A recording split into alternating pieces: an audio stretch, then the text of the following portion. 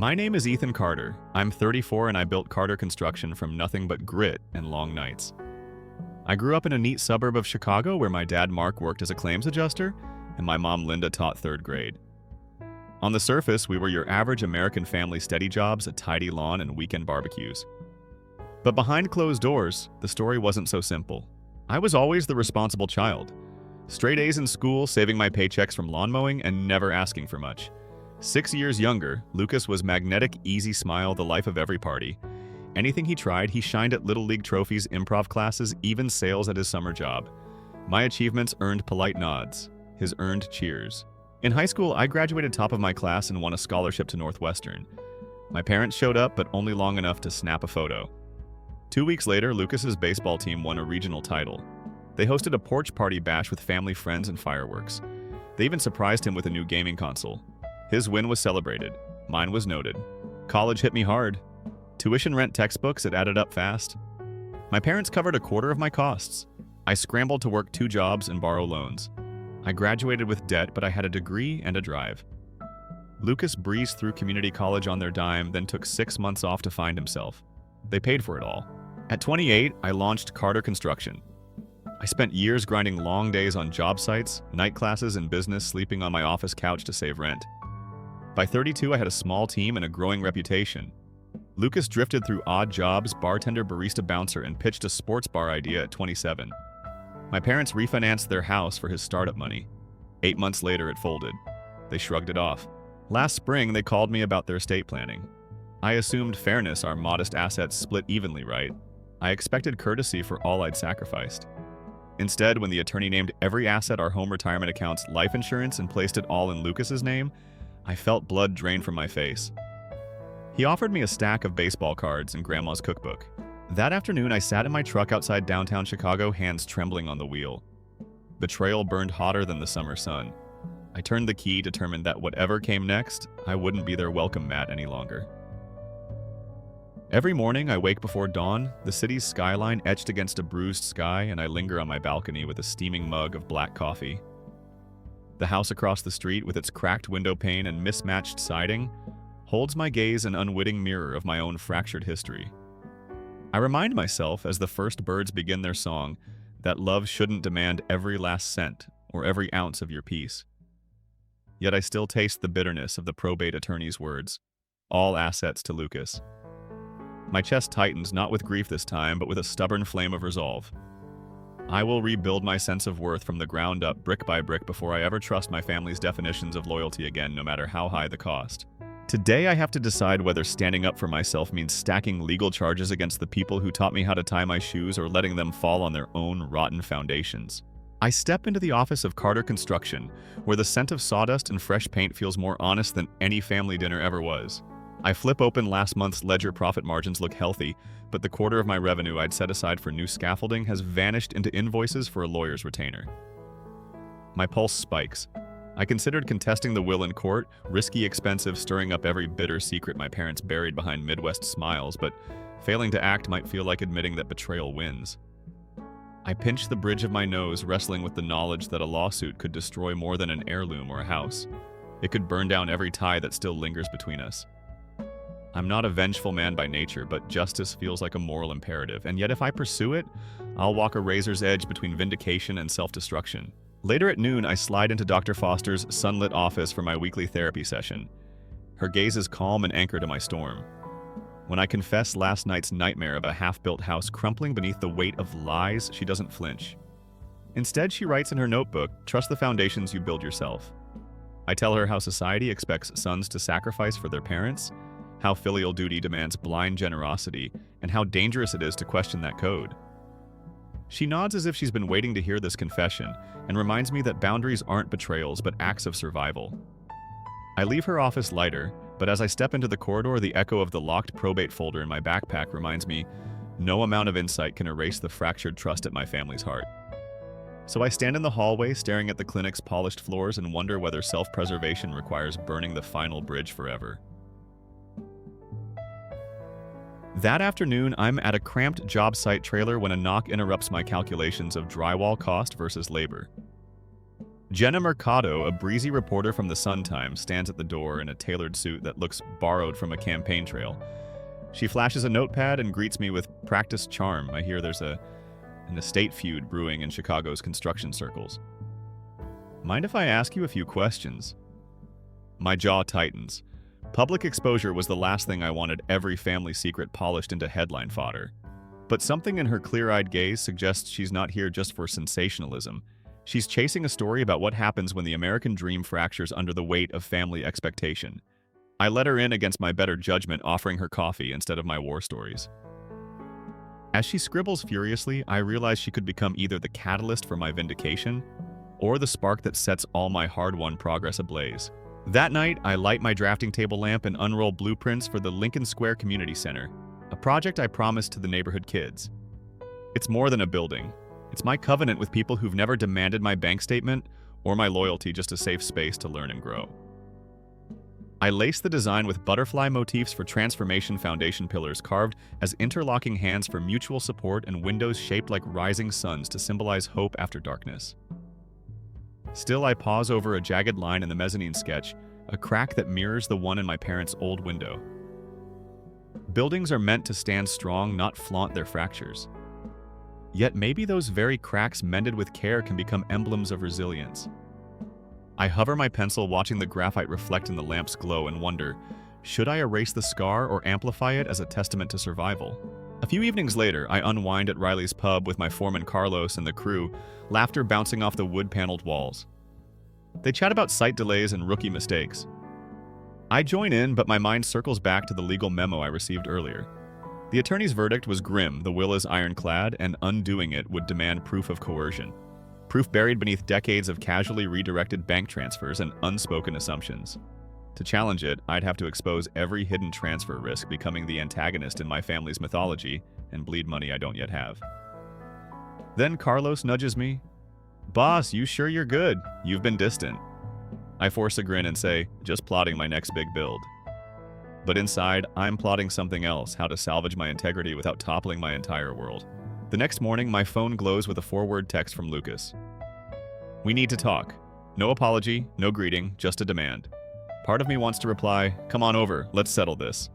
The other part whispers, "Don't take the bait." I think back to Dr. Foster's advice: boundaries. First conversation later. I stare at the blinking cursor and close the messaging app, choosing silence over another round of emotional blackmail. Yet I can't shake the question burning at the back of my mind: if I still care about the brother who's cut me out, do I risk reopening old wounds for a chance at real understanding, or protect my hard-earned peace by letting him remain unheard? Every morning I wake just before dawn, the sky a bruise of violet and gold over the lake, and I swear I can taste the weight of everything that's happened. I sit on my balcony with black coffee in hand, staring at the cracked window pane across the street, an old scar we never bothered to fix. That fissure used to irritate me, now it's a symbol. Love shouldn't demand every last cent or every ounce of your dignity, but mine did.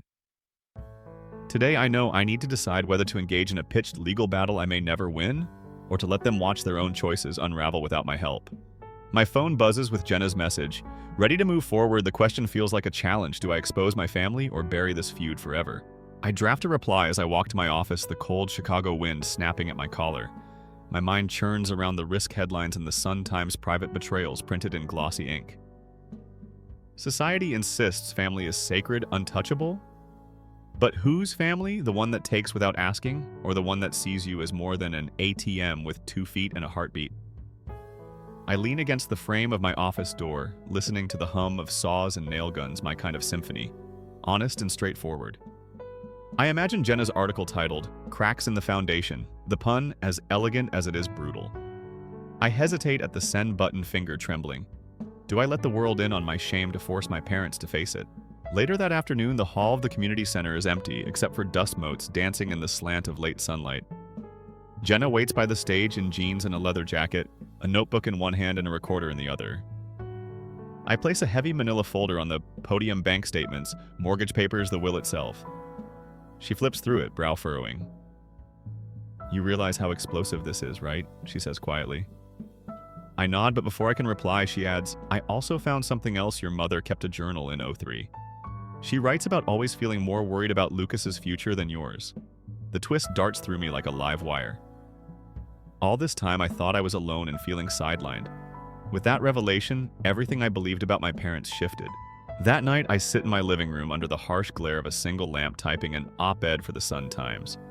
I lay out the facts plainly: $175,000 in tuition, medical bills, repairs, and monthly mortgage payments funneled away without my knowledge. I write about what family obligation really means: mutual respect, not blind sacrifice. Then I draft an invitation for my parents. Please join me at the community center unveiling next Friday at 6 p.m. If they show up, I'll read the piece live before a crowd. If they don't, the empty seats will speak for themselves. What would they say when the cornerstone address became an indictment of our entire history? The night of the unveiling, I stand backstage in a suit that feels stiffer than marble. The hall is packed, neighbors, local reporters, even the alderman's wife.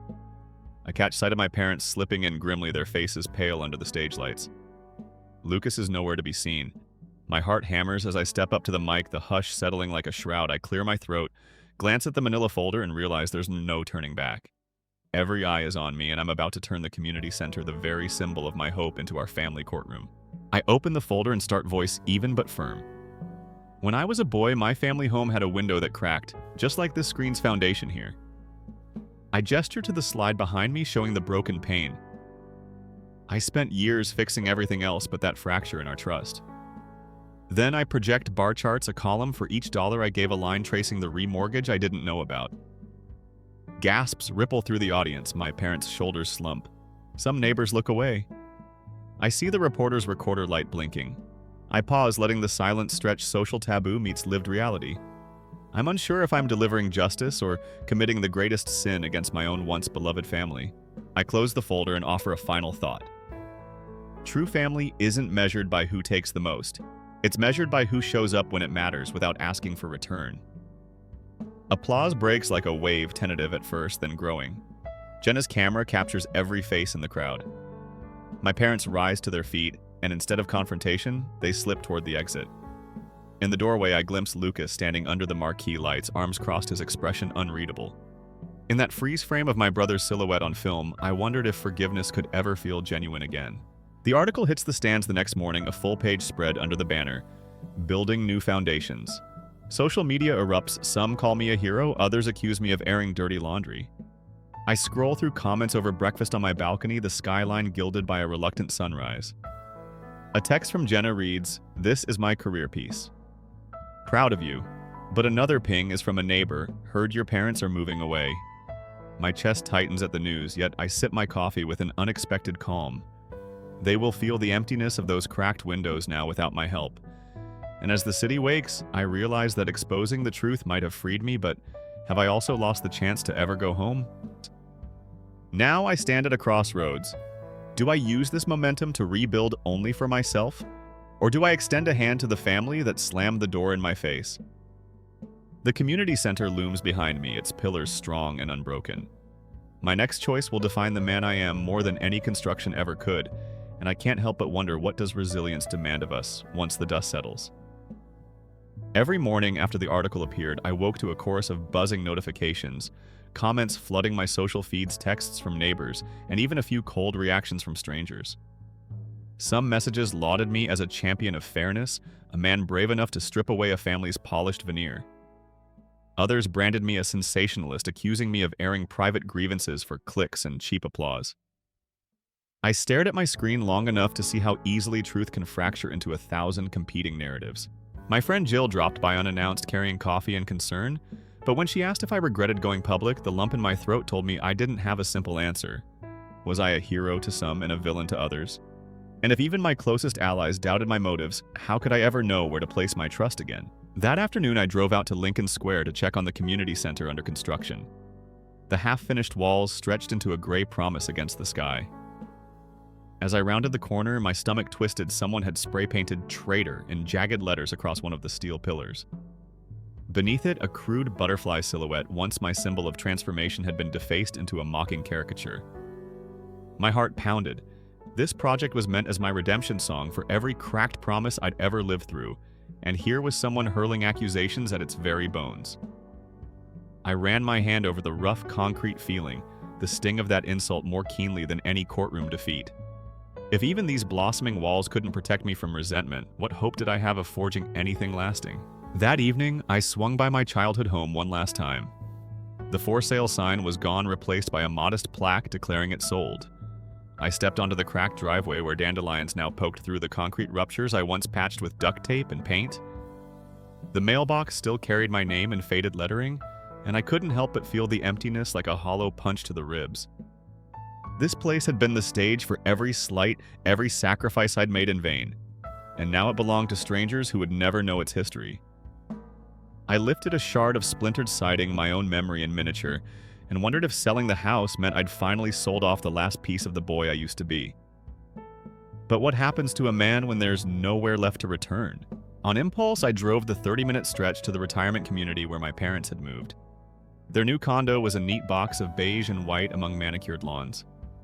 I knocked and waited. The door swung open to reveal Mom in a pastel cardigan, her eyes red but determined. Behind her, Dad stood with a stack of mail already half opened. They invited me in, the air thick with years of unspoken regrets. I felt the weight of their apology hanging between us, fragile as a paper lantern. Mom dabbed her eyes and said, "We sold the house. We needed a fresh start." Dad mumbled something about downsizing. I watched them, two people who once guided my every step, now fumbling in a space built for strangers. Could this tiny condo ever hold the magnitude of our history? They led me into the living room.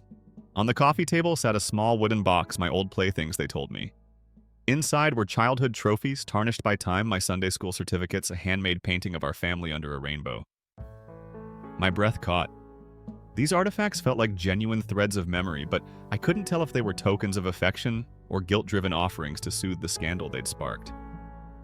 I cradled a chipped ceramic figurine I had made in Mrs. O'Malley's art class, the one shaped like a hero with a cracked shield.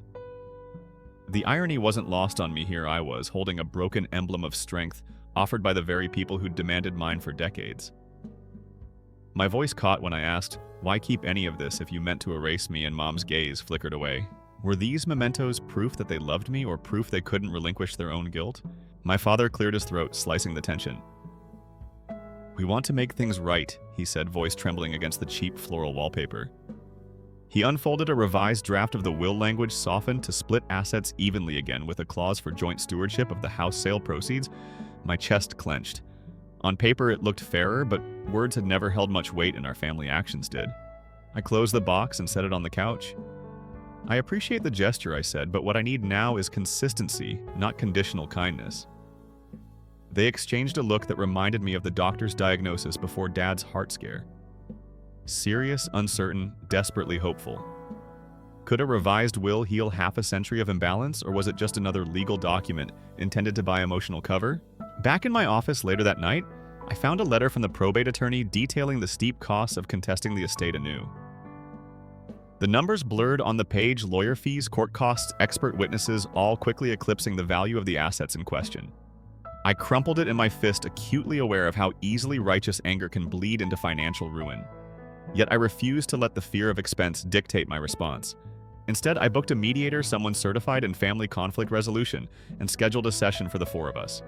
Risky as hell, I thought, but if I was going to see any real change, we'd have to speak without lawyers looming over us. I exhaled sharply and tapped out an email. "Let's meet in 2 weeks. No attorneys. Just us." The cursor blinked, daring me to back out. 2 days later, Jenna called with an invitation to speak at a citywide civic panel on the future of community development. She argued that my story of personal betrayal morphing into public purpose could inspire others.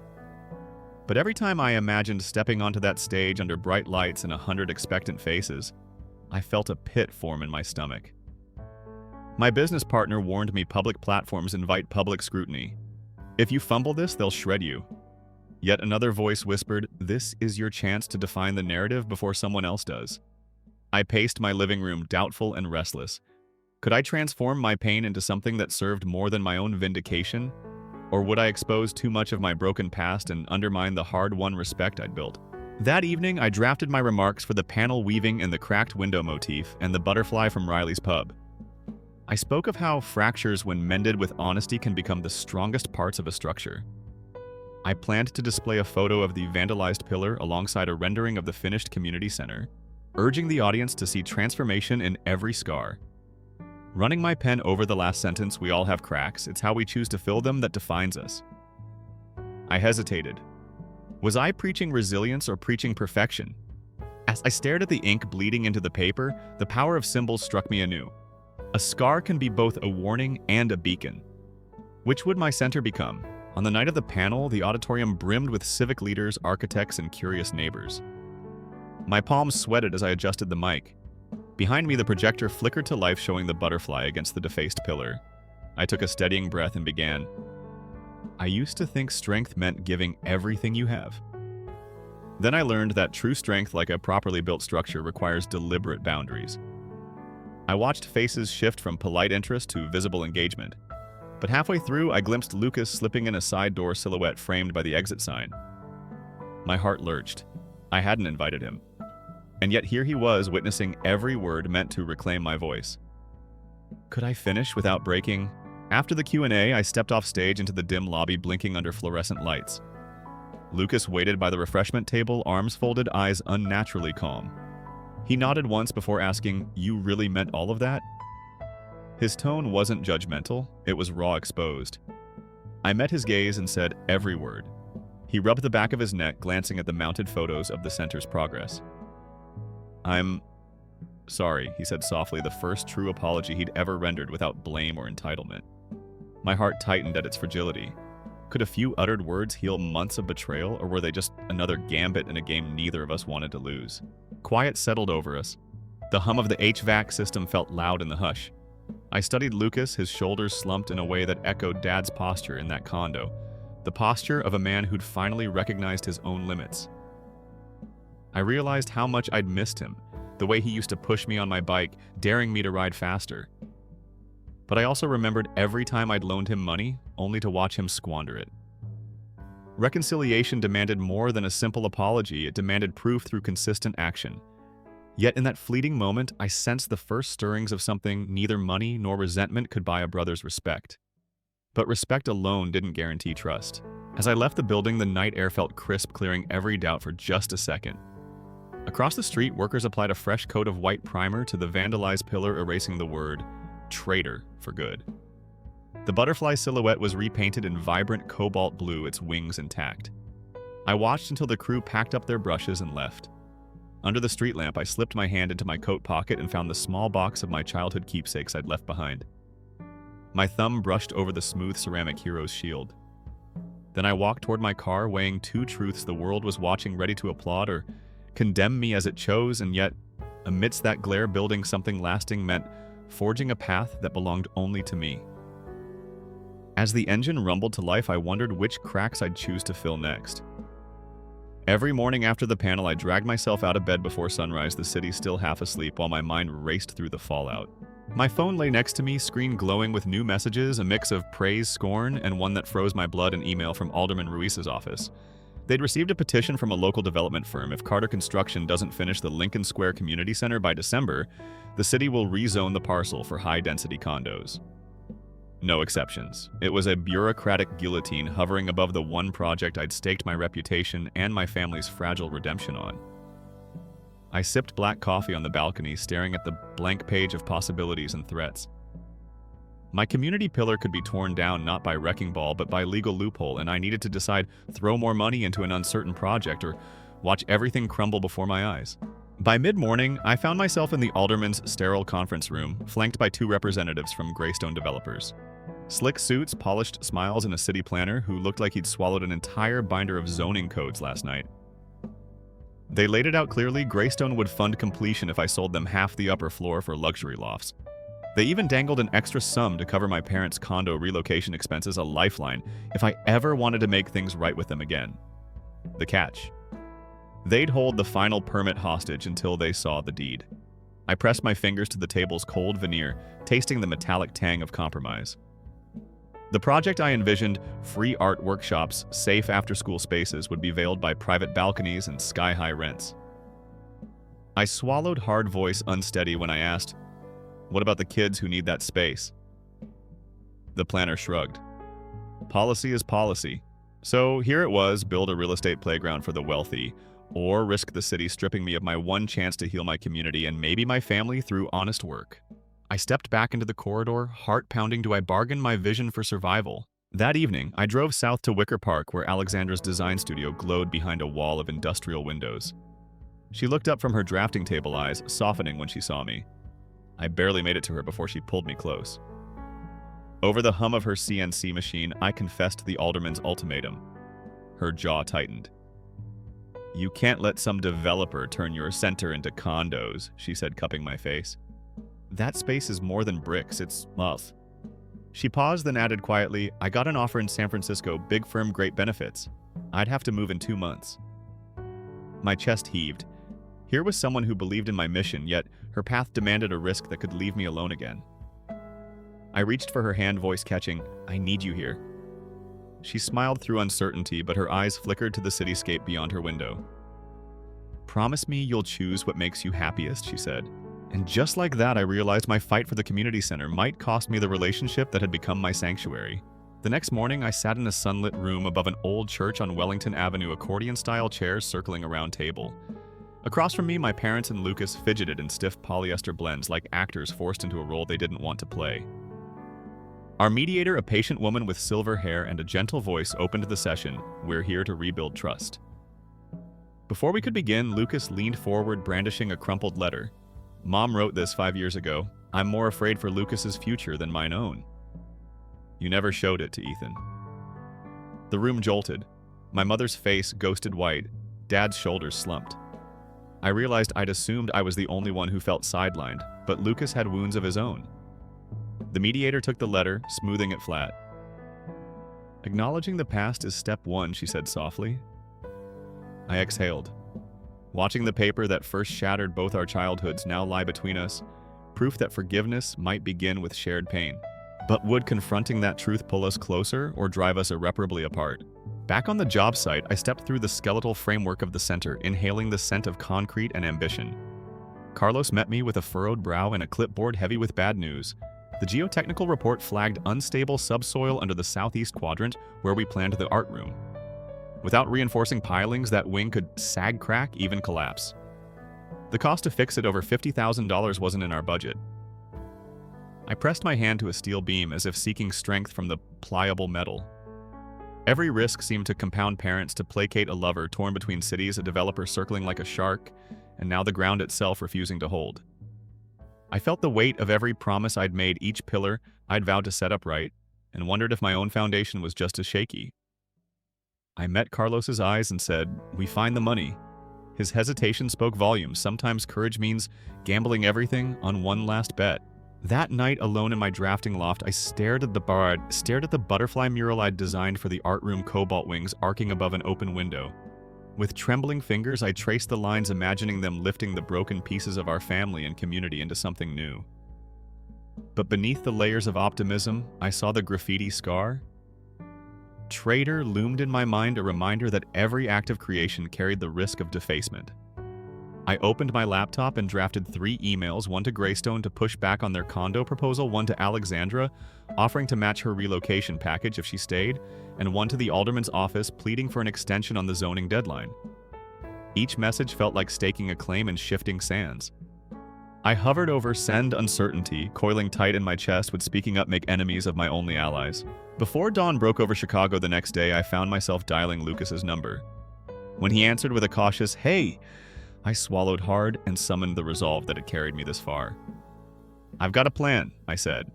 I laid out a proposal: convert part of the center's basement into affordable studio apartments managed by my parents, rented to community artists, revenue channeled back into operations. We'd split the startup costs, Greystone's funding for construction, my reserves for reinforcement pilings, and a one-time contribution from my parents' modest savings. It was a long shot, unorthodox, fraught with legal hurdles, and dependent on rebuilding trust between siblings who hadn't spoken of shared sorrow in years. Lucas was silent for a beat that stretched into an electric eternity. Then he said, "Tell me more." My heart thundered. Could this fragile pact beneath cracked glass become the blueprint for real reconciliation? Ethan stands now at the edge of possibility, clutching the plans that could remake both his community and his family. The early morning light slants through his loft window, illuminating the butterfly sketch and the cracks in its wings. Behind him, the city stirs, caught between what it was and what it could be. And in that hush before action, he knows one truth: to transform broken things into something beautiful, you must risk shattering what remains. With a final breath, he taps send on his email to Alexandra, then turns to face the dawn and the unknown promise of Part 6. Every morning of the mediation crunch, I found myself in the alderman's oak-paneled hearing room well before sunrise, the city's first light leaking through stained glass windows like a promise or a warning. I could never be sure which. Across the curved dais faces I'd grown to know too well sat in judgment. The city planner still in his anxious suit, Greystone's attorneys with unblinking eyes, and at the center, Alderman Ruiz, whose pen tapped impatiently on his notepad. I unrolled the basement apartment proposal, my own voice steady as I reminded them it wasn't about profit. It was about creating a sustainable revenue stream for the center and affordable housing for local artists. The planner looked down, frowning at the feasibility study. Greystone's lead counsel cleared his throat, reminding the panel that zoning codes were written to protect established development, not unconventional community experiments. My throat tightened around a silent challenge. Was I confident enough in my convictions to stand alone against the city's power brokers? Before I could answer, Ruiz pounded his gavel and declared, "We'll reconvene tomorrow, leaving me suspended between victory and defeat." That evening, I found sanctuary in Alexandra's open-air studio, a rooftop loft strewn with drafting tools and half-assembled models. She met me with weary concern, her sleeves rolled up charcoal smudges on her palms, a mirror of my own late-night labor. We pored over the project's cash flow projections, debating whether to greenlight the pilings work that Carlos insisted on or negotiate a deferment. Her voice was firm. "This building is more than concrete, it's a statement. Don't back down." And yet when I told her how close I'd come to losing the entire deal, her eyes glistened with tears as she confessed, "I've been offered a spot in San Francisco. They want me next month." The news landed on me like a downpour. The very person who gave me strength might slip away into her own dream. I blinked, wondering if saving the center meant sacrificing the life I was finally building with her. The next morning brought a surprise packet on my desk, a letter from Greystone's attorneys. They'd secured a secret endorsement from 2 aldermen behind the scenes, and unless I agreed to their loft compromise within 48 hours, they'd withdraw their funding request entirely and lobby to rezone the land for high-end condos. Betrayal cut deeper than any family slight. This was the same city that touted its commitment to affordable space, now commodifying my one chance at stability. I felt the old urge to fight tooth and nail, to call in every favor and drag their maneuver into the light. But the memory of my parents' final conditional apology whispered caution: not every battle was worth winning. Still, when I let the envelope drop into the trash, I knew I was courting disaster. Opening day arrived on a September morning that felt almost balmy, the sky a perfect dome of blue. A half-dozen local artists set up easels in the main hall as volunteers handed out pressed fiber ribbons for the ceremony. The ribbon itself was woven from recycled denim symbolic. I'd insisted of transforming old material into fresh promise.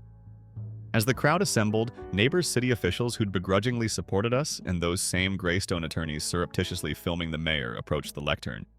His speech droned on about public-private partnerships until I spotted Lucas slipping through a side exit with Mom beside him, her face tight with unresolved guilt. When the moment came, I sliced the ribbon with ceremonial scissors coated in cerulean paint, and the crowd erupted into applause. Yet the applause was tempered by the thunderheads gathering on the horizon, their rumble a low pulse that seemed to question whether any celebration could outlast the coming storm. By mid-afternoon, the storm had arrived in ferocious, earnest sheets of rain, hammering the translucent skylights and turning the newly poured concrete outside into a glistening hazard. I patrolled the perimeter with Carlos, watching as water pooled into shallow ponds on the east wing's foundation, precisely where weed deferred the pilings. My gut clenched. Without immediate reinforcement, that section of the building could shift, crack, even collapse under its own weight. I barked orders for emergency pumps and sandbag barriers, but each measured step felt like walking on a tightrope. Lightning flickered through the glass roof, outlining the steel skeleton like a giant X-ray. In that charged gloom, I recognized the paradox of creation. To build something lasting, you must risk it falling apart first. The morning after the deluge, the center's backyard looked like a battlefield strewn with soggy sandbags and mud-stained tarps. Volunteers stood with umbrellas, muddied boots, and resolute faces, refusing to let the rain wash away their dream. I joined them, sleeves rolled to the elbow, hauling drenched plywood and helping Carlos reposition shoring boards. Every soaked muscle throbbed with fatigue, but when I found a crack line forming at the base of the southeast wall and slathered fresh epoxy into it, I felt more alive than I had in months. Some neighbors who'd dismissed the center as another failed promise trudged by and offered quick nods of respect. In that moment, muddy and exhausted, I realized the project wasn't just a building.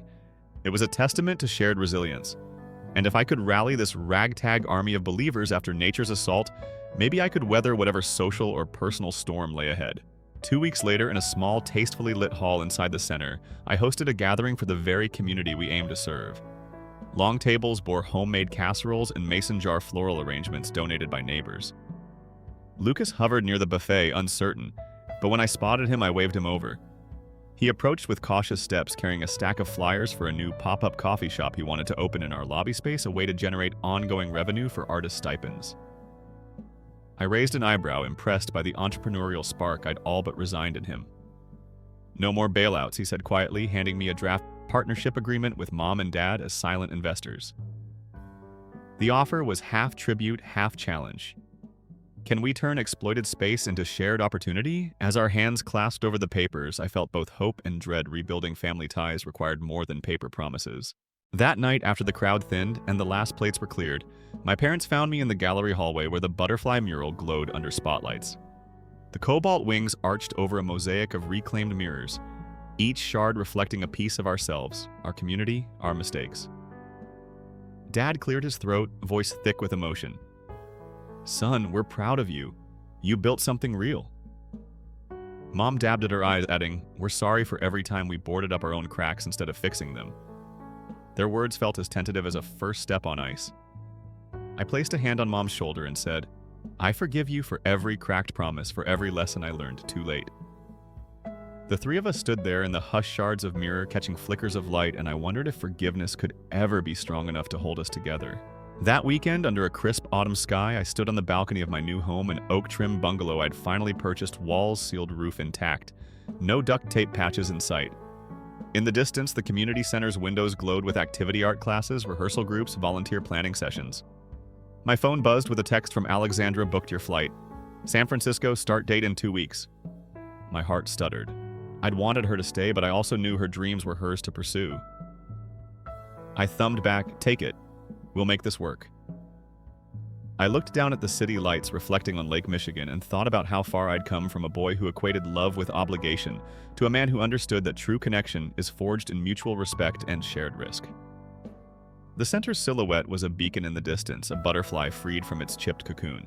And as the wind carried the distant laughter of budding artists, I realized that while some cracks would always remain, what truly defined us was how we chose to fill them. The next chapter was waiting in the glow of that center and in the open sky beyond Chicago's lakefront. I closed my eyes, feeling the weight of every risk yet untaken, every promise yet unmade, and every boundary that still needed setting. The world around me felt both fragile and inviting, as though it too had been cracked open to reveal the possibility of something stronger. And with the faint echo of thunder far over the water, I took a deep breath, ready to build again. Story 2. I'm Morgan, 30 years old. I didn't want to be there. That wasn't bitterness, just honest. My sister Vivian was turning 32, and my family treated her birthday like a public spectacle. Every year got more lavish, more over the top. I was supposed to clap and blend into the background. Instead, I felt like a miscast extra. I grew up 5 years younger than Vivian. She was the trophy sibling, top of her law class, model, volunteer, flawless smile. I was the rebel, always asking questions, never fitting the mold. Dad once told me I brought unwanted drama. Mom called me too sensitive. Vivian. She got applause. 3 months ago, I lost my marketing job. I moved back home and crashed on their antique couch. My welcome home meant unpaid rent I paid in chores and attendance. Vivian's circle of friends, cousin Jaden, Aunt Marisol, and Vivian's law school classmates buzzed around her. They never noticed me. My only ally was Tara, my childhood best friend, who sent encouraging texts but lived across town. The party was in our parents' backyard. White canvas tents arched over bistro tables. Gold foil balloons spelled out VIVIAN in 6-foot letters. A tiered champagne tower glistened under string lights. The caterer, Luis, looked exhausted, juggling trays of smoked salmon canapes.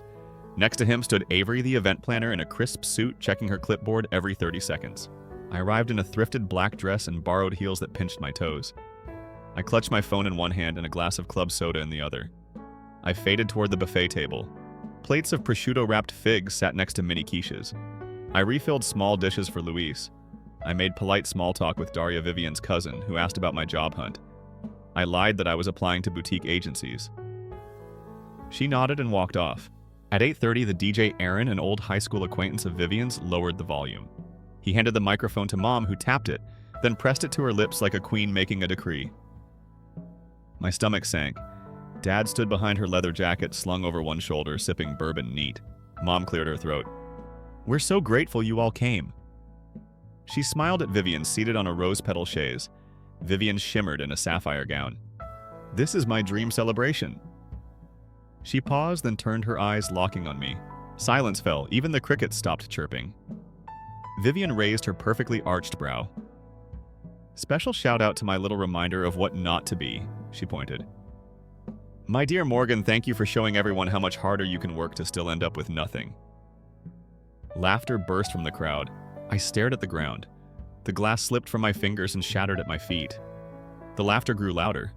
Dad slapped his knee. Mom covered her mouth in faux shock, then giggled. Daria stood frozen. Luis looked away. Avery's face tightened. Vivian clicked her nails on the chaise. "Honestly, watching you flail at your job search has been the highlight of my year." She sighed theatrically. "It takes real talent to spin inertia into an art form." More laughter. I felt my cheeks burn. I waited for her to add, "Just kidding," but she didn't. She raised her flute. "Here's to people who know their limits." She downed her champagne. Dad hollered, "That's right. We'll pack our bags ourselves if we have to, you know. You'll be out tonight."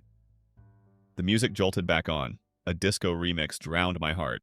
I didn't cry. Not there. I handed my soda cup to a passing server, nodded at Luis, and slipped away.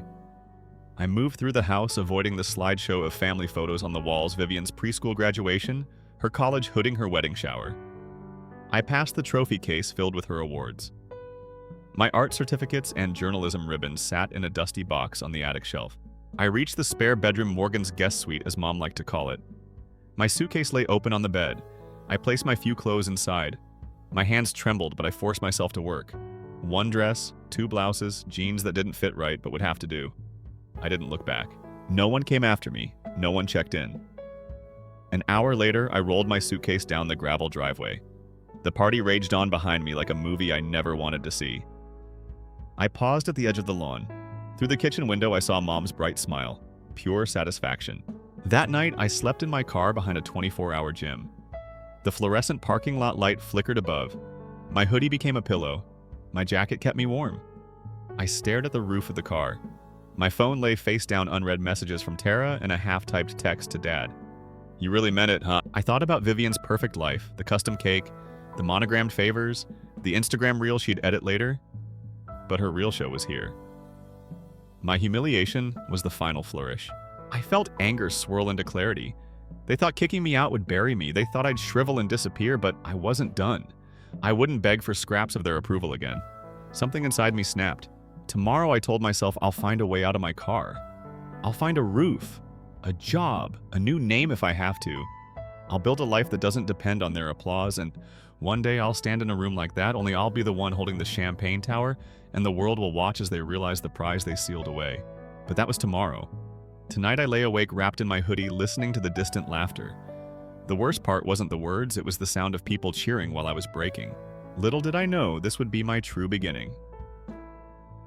I woke before sunrise. The car's engine rattled as I unlocked the door at 5:30 a.m. My body ached from sleeping half-curled on the passenger seat. I slid out, flexed my stiff legs, and stared at the dim glow of the gym parking lot. No luxury of wall-heated floors here, just damp concrete and distant car alarms. I swallowed hard and locked the car. Time to move. I checked my phone. 6 a.m. intake cutoff at the city shelter. I jogged 4 blocks through empty streets, my borrowed hoodie clinging to my skin. When I arrived, Sophia, the intake counselor with silver-streaked hair, smiled kindly. She didn't ask why I'd been kicked out. She just nodded, handed me a thin mattress pad and a locker key. "Bunk 8, she said. "Lights out at 10. I trudged down the corridor. The women's wing smelled of bleach and shampoo. I met June 1st, a soft-spoken art student, 24, painting wildflower murals on the common room walls. Next was Katrina, 45, her arms covered in faded tattoos. Lena, 19, huddled in the corner, texting furiously. She'd run away from an abusive foster home. They all offered nods. I slipped onto a top bunk, my heart racing with gratitude and fear. Breakfast was at 7 a.m. Sharp powdered eggs, thin oatmeal, and stale muffins.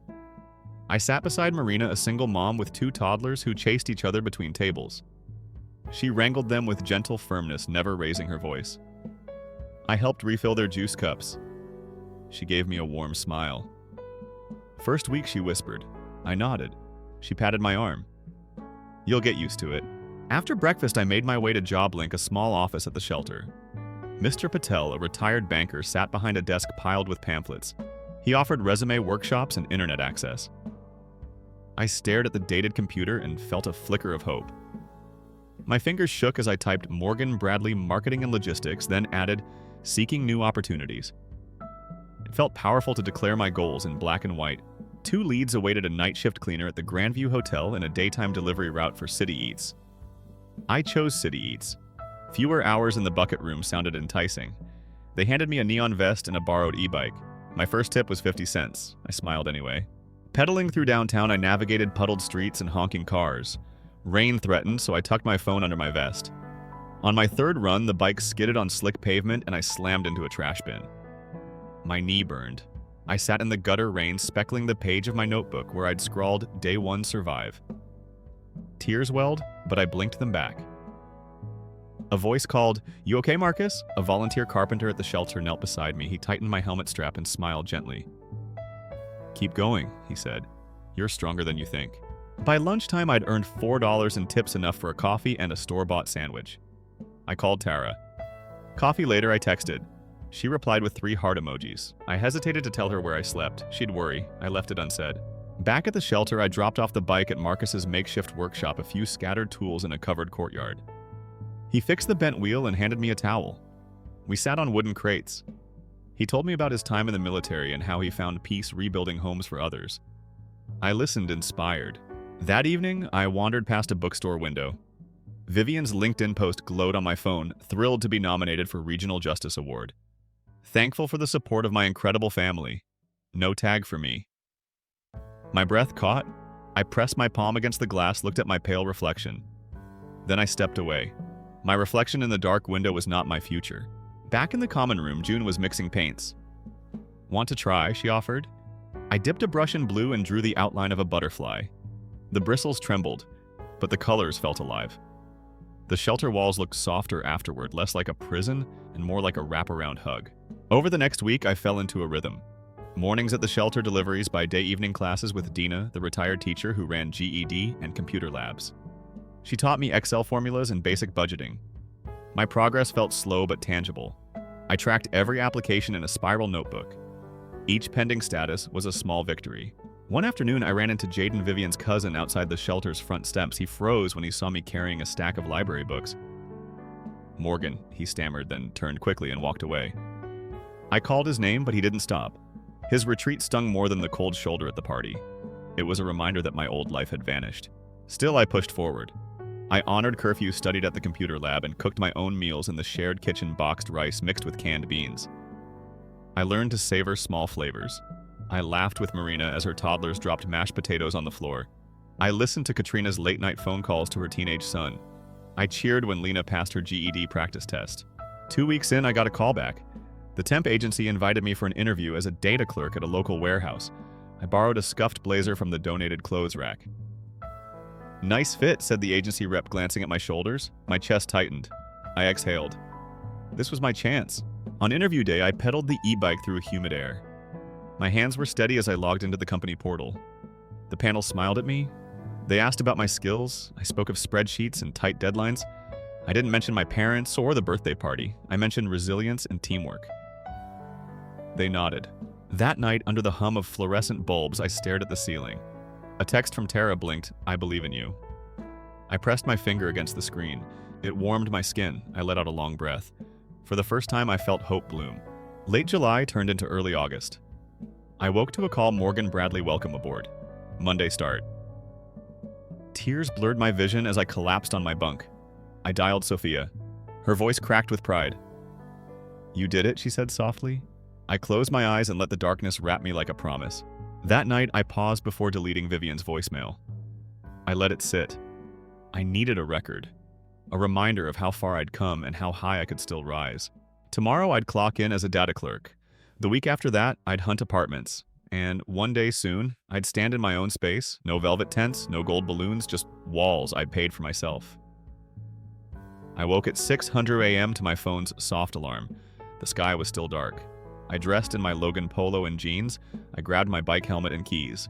Coffee awaited at Birch Cafe down the block. By 6:30 a.m., I pushed through the Hum Cafe door. The barista greeted me by name. I ordered a latte and an egg sandwich. My fingers shook as I fished out crumpled dollar bills. I balanced my coffee on the table and opened my laptop. Neon lights from the warehouse flickered in my inbox. Ms. Dalton's email read 98% accuracy last week. Outstanding. I let out a long breath.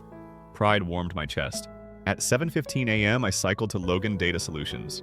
The warehouse office smelled of printer toner and vinegar. Mr. Kapoor stood at the door. He offered a nod and a pat on my shoulder. "Good morning, Morgan." I smiled back. My desk sat between Sarah and Tom. Sarah, 25, her soft voice and lavender-streaked hair brought calm to my day. Tom, 60, stoic arms crossed, kept his distance. I logged into the database. Rows of shipment codes blurred. My first task was to update barcodes for 6 truckloads. I made my way line by line. At 9 a.m., Sarah peeked over the cubicle wall with a cup of coffee. "Need a refill?" she asked. Her kindness felt like a lifeline. I nodded thanks. By midday, my spreadsheet had no errors. I printed the report and handed it to Ms. Dalton. She glanced at her glasses, then at me. "Keep it up," she said barely above a whisper. I walked back to my desk on air. Lunch was in the break room. Sarah and I heated leftovers. Tom joined. He slid a soda across the table. "For the code cracker," he muttered. I laughed. Tom's scowl softened into a half smile. It was progress. Afternoon brought new tasks.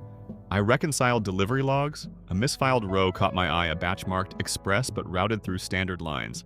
I fixed it and flagged the anomaly. Marcus, the evening security guard, passed by. "Nice eye," he said as he locked the door. His quiet praise meant more than applause. Weekends I reserved for apartment hunts. On Saturday, I toured a second-floor studio on Main Road. The hallway smelled faintly of cedar. The unit had a single window with a view of a small park. Rent was steep. I left my details and rode away heart-sinking. Back in my half-unpacked studio, I mapped potential apartments. Each viewing was a colored pin on a corkboard. I stared at the board as shadows grew long. Each pin felt like a stepping stone. Sunday mornings were for writing. I logged into homesteadstories.com. My initial post had 2,500 views. Comments trailed in, "You inspire me, thank you for your honesty." A few trolls insisted I was playing victim. I ignored them and drafted a second entry, practical tips for women in crisis. Resources support lines, free food pantries. I pressed publish and watched the view count climb. Mid-October. I received an email from Main Street Journal feature story, "Your Journey." My pulse hammered. They wanted my voice and an image. I sifted through photos and chose a simple headshot. No makeup, no filter, just me. I sent it. On Monday, I handed Mr. Delgado the lease for Main Road. He studied my paperwork, job contract references, bank statements. Then he offered me the keys. "Welcome home, Ms. Bradley," he said. My hands trembled as I signed. I thanked him and walked out in disbelief. That evening, I moved boxes with help from Marcus and Sarah. Marcus lifted my dresser. Sarah laughed as she struggled with a lamp. My chores felt like celebration. By midnight, I collapsed on my thrift store couch. I stared at the ceiling. My walls were bare, but the silence felt good. Weeks passed in a blur of data entry and blog posts. I'd settled into a rhythm. I arrived at Logan at 8 a.m. and left by 5 p.m. Then I edited my posts or met with shelter friends. Lena invited me to speak at a local meetup. I said yes. One rainy Thursday, I pedaled to the community center. The streets glistened beneath street lamps. I entered a small room where 10 women waited. They clutched notebooks and tissues. I stood at the front and spoke. I described living in my car, sleeping behind gyms, the sting of family betrayal. My voice shook, but when I finished, they applauded. Some wiped tears. I realized my story could help others heal. That night, an email lit up my phone inquiry from City View Podcast. They wanted to interview me about homelessness and resilience. I replied that I was interested. My words were traveling farther than I ever imagined. Then came the most daunting decision. My blog's analytics team asked for details about the sister who humiliated me on that birthday stage. They wanted names. I stared at the blank post editor for hours. My finger hovered over the keyboard. I remembered Vivian's eyes, sharp, triumphant, sweeping the crowd. I remembered the crack of mocking laughter. My chest tightened. I opened a fresh document. I wrote "Blood Ties and Broken Glass" as the title. I blurred Vivian's face but described her powder blue dress, the custom cake, the champagne tower. I narrated the moment she pointed at me and called me homeless in front of our family. I included a photo from an Instagram story, a shot of me frozen beside the buffet. I cropped out faces but kept the raw emotion. I reread it once, then twice. My hands shook. I pressed publish at exactly 11:11 p.m. My heart pounded in my ears. My phone buzzed immediately. By midnight, comments flooded in. Her cruelty is unforgivable. I felt that pain. This needs justice. I scrolled until my thumb ached. I felt a mix of relief and fear. Would Vivian retaliate? Would my parents come after me? My phone dinged again. It was Tara. "I'm here," I replied, "thank you." I sat back and exhaled. The room was still. My apartment felt both sanctuary and stage. I realized my life had come full circle. I'd started on borrowed couches and ended on my own floor. The difference now was power. I controlled my narrative. Tomorrow I'd wake up and face whatever came next. An article might collapse my sister's brand. A podcast might amplify my voice. But I knew this truth was my ally, and I was ready for the final act. The morning light slipped through my blinds in thin, hesitant beams. My phone buzzed relentlessly on the nightstand, notifications pouring in like rain. I sat up, heart hammering. My blood ties and broken glass post had caught fire. Social media feeds were ablaze with screenshots of Vivian's cruelty. Hashtags like #FamilyJustice and #LeadershipHypocrisy trended. News outlets picked it up. I opened the City View podcast transcript and saw my words in print.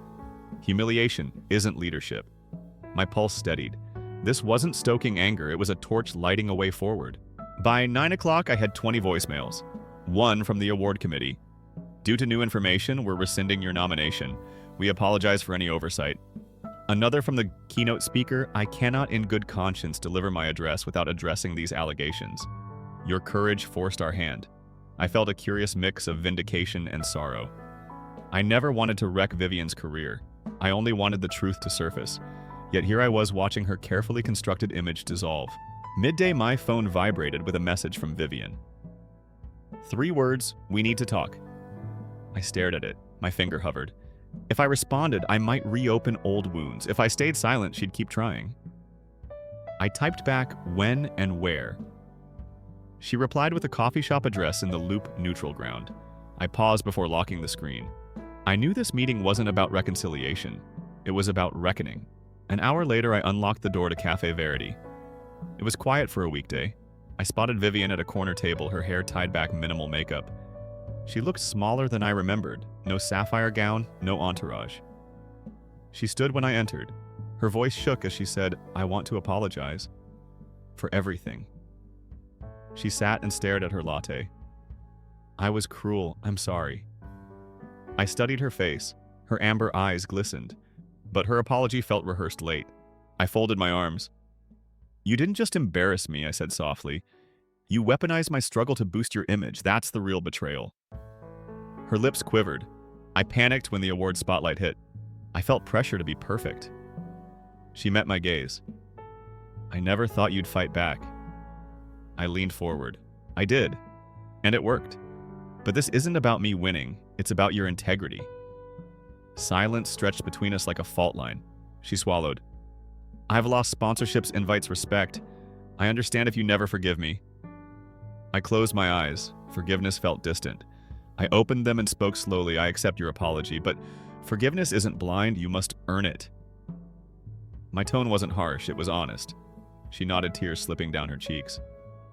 "Tell me how," she whispered. I stood. "Start by listening. Then by serving, use your platform for real causes. And don't call me homeless ever again." Later that day, I watched news alerts Vivian had pledged to volunteer at Safe Haven Women's Center and donate her speaking fee to homelessness programs. She posted a public statement, no excuses, no self-pity. It felt genuine. My heart eased. I realized justice wasn't about revenge, it was about accountability. Over the next month, I moved forward with my own life. I furnished my studio with warm throws and potted plants. I hung one photograph on the wall, me at the shelter intake, barefaced and determined. It reminded me where I began. I continued at Logan Data Solutions, earning praise and a promotion to team lead. My blog transformed into a mentorship portal. I matched 10 women each month with jobs and housing resources. I spoke on panels about resilience and sibling rivalry. Each time I told my story, I felt stronger. Christmas lights blinked outside my window when Mom's email arrived, holiday family dinner. "We miss you." I paused. My initial impulse was to delete it. Then I drafted a reply, "I'll come if we skip the speeches and toasts, no grand gestures, just real talk." I hit send. I wasn't ready to waltz back into their living room as the defeated younger sibling. I was going on my own terms. The night of Christmas Eve, I stood at the door. Inside, Vivian held a tray of cider. No gold balloons, no white tents, just the four of us around the dining table. Dad looked uneasy, Mom teary. Vivian caught my eye and offered a gentle nod. I stepped inside, arms straight at my sides. We sat. There were no speeches, only genuine questions and answers. I told them about my job, my apartment, my purpose. They listened. Real silence filled the room, then slow, heartfelt apologies. Later, as I lay in my new bed, I reflected on the journey. They thought they could silence me with laughter and eviction. Instead, my truth became my power. I reclaimed my name and my story. I didn't need their applause anymore. My worth wasn't measured in champagne towers or monogrammed favors. It was measured in the lives I touched, the justice I sparked, and the freedom I earned. I reached for my candle, the one I lit the night I moved into my apartment. Its flame flickered steady against the dark. I whispered to it, not for peace, but as a reminder there's nothing more dangerous than the person who refuses to stay down. And as the flame danced, I knew my story would continue beyond this reckoning, beyond forgiveness, into the uncharted light of tomorrow.